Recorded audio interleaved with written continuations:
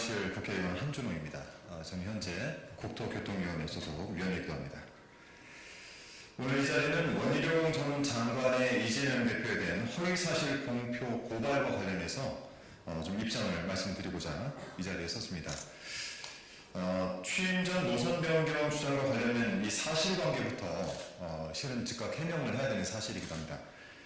저는 개인적으로 이재명 대표에 대한 허위사실 공표 이 자체는 정치적 쇼이다 이렇게 생각합니다.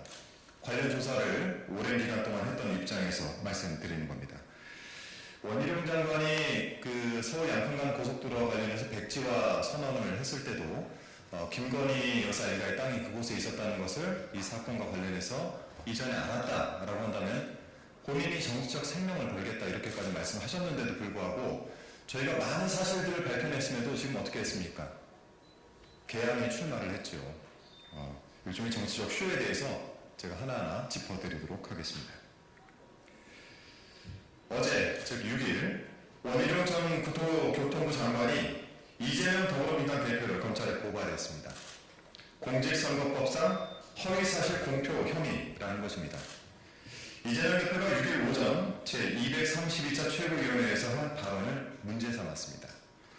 법 제250조 허위사실 공표죄 제2항의 주요 내용은 다음과 같습니다.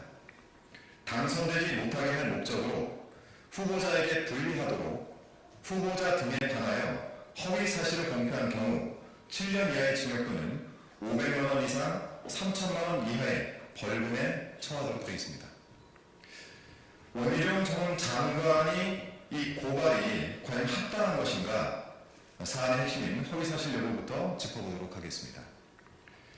이재명 대표는 최고위원회에서 양평고속도로 잊어버렸으니까 양평고속도로를 갑자기 대통령 처가 땅 근처로 확 바꿔버린 원희룡 국토부 장관, 무관한 척하지만 지금까지 책임 있는 것으로 드러나고 있지 않습니까? 라고 발언을 했습니다. 이재명 대표의 이 말에서 허위사실이 대체 어디인지 오랜 기간 조사한 입장에서 저는 정말 모르겠습니다. 원희룡 전 장관은 자신의 SNS에 고발장 사진을 게재하면서 국토부 장관 취임하기 전에 일어났던 일을 제가 확 바꿨다 하신 것이라고 주장을 했습니다. 그렇다면 그 노선이 확 바뀐 시점이 대체 언제인지 원희룡 장관은 이 부분부터 밝혀야 됩니다. 먼저 원 전 장관의 취임 시점부터 명확하게 하겠습니다. 2022년 4월 10일 국토교통부 장관 후보자로 지명이 됐고 5월 2일 인사청문회를 거쳤습니다. 당시 인사청문위원이 됐습니다. 저는 13일 대통령 임명 제거를 통해서 16일에 취임을 했습니다. 그리고 지난해 말인 2023년 12월 장관직을 내려놓고 정치인으로 돌아갔습니다. 강성면 정전관이 최초로 공식 등장 시점을 살펴보도록 하겠습니다. 지난해 서울 양평고속도로 종점 변경 의혹이 불거지기 시작했을 당시 우리 의원실에서는 관련 문건을 최대한 검토해서 2008년 민자투자사업 제안 당시부터 2023년 7월 3일 전략변경 영향평가 설명회가 취소되기까지의 이 경위를 시간 순서대로 정리를 하고 있습니다. 이 자료를 토대로 해서 다시 살펴보면 국토부의 공식 문건에는 종점이 양서면 또는 옥천면으로 되어 있습니다. 그러다가 2023년 5월 8일 공고된 국토교통부 공고 제2023-525호 서울 양평고속도로 고속국도 건설사업 전략환경 영향평가 항목 등의 결정 내용 공개라는 문서에서 종점이 강성면으로 갑작스럽게 등장을 했습니다. 결국 강성면 종점안은 원희룡 전 장관이 재임한 시기에 최초로 공개된 것인데 무엇을 근거로 제가 취임하기 전에 일어난 일이다 이렇게 주장을 하고 있습니까? 원희룡 전 장관의 취임한 시점은 2022년 5월 16일입니다. 본인도 기억을 하시겠죠?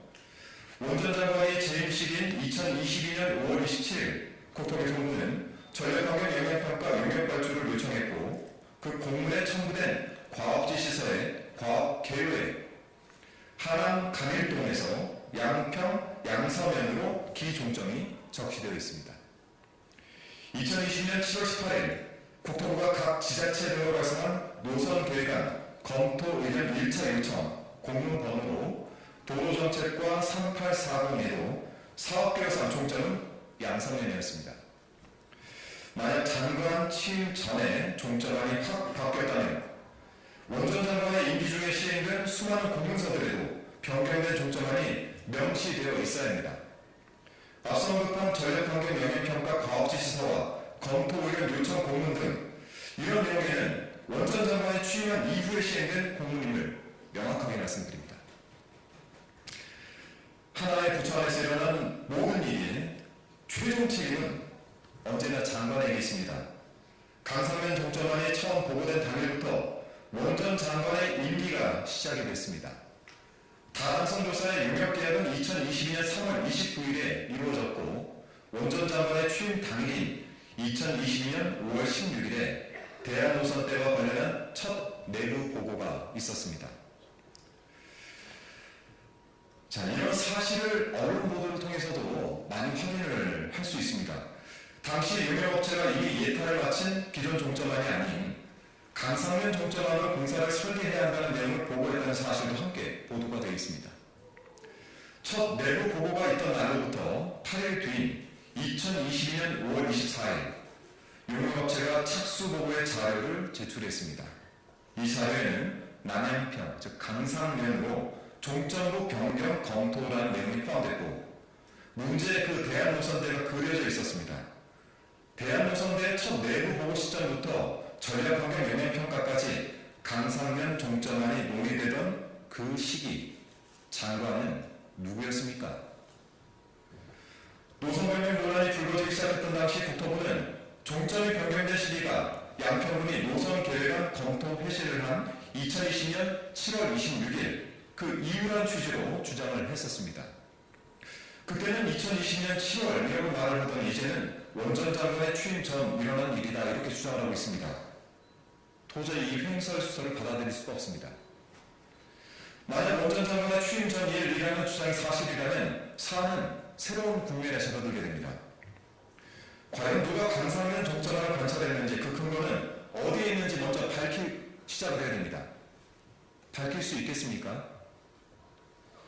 지금까지 국회 국토위에서 현안 질의와 국정감사를 거치면서 밝혀낸 사실, 강상면 종점안이 확인된 공식 문건은 2030 양평군 기본계획이고 이 기본계획은 김성교 전 의원이 양평 군수로 제의했던 2018년 3월에 발표된 것이라는 점입니다.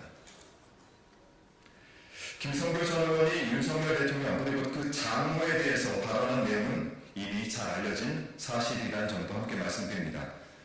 과연 국민들께서 어떻게 판단하시겠습니까? 원전 장관 취임 전 누가 이 노선에 손을 댔는지를 밝히지 않는다면 원전 장관의 주장이 되려 허위 사실이 될 공산이 큽니다. 서울양평 고속도로 의혹과 관련해 원전 장관은 사실이 아닌 주장을 펼쳐오면서 국민을 기만하고 민심을 혼란하게 했습니다. 단적인 예로 제가 보유하고 있던 월간 진도 보고서가 없다라고 주장을 하지 않았습니까?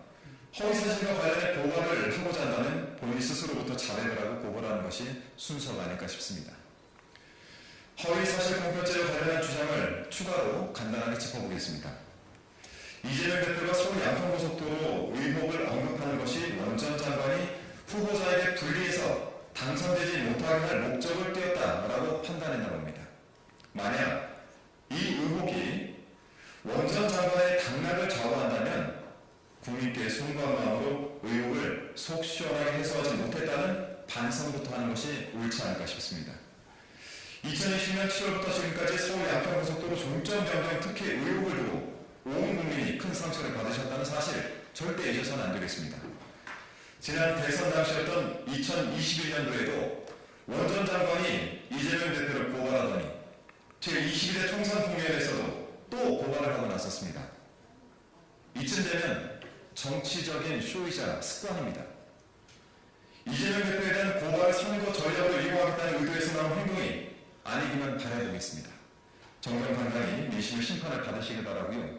혹시 제 논평과 관련해서 반론이 있으시다면 언제든지 받겠습니다. 또한 토론을 원하신다면 언제든지 받겠습니다. 연락 기다리겠습니다. 고맙습니다.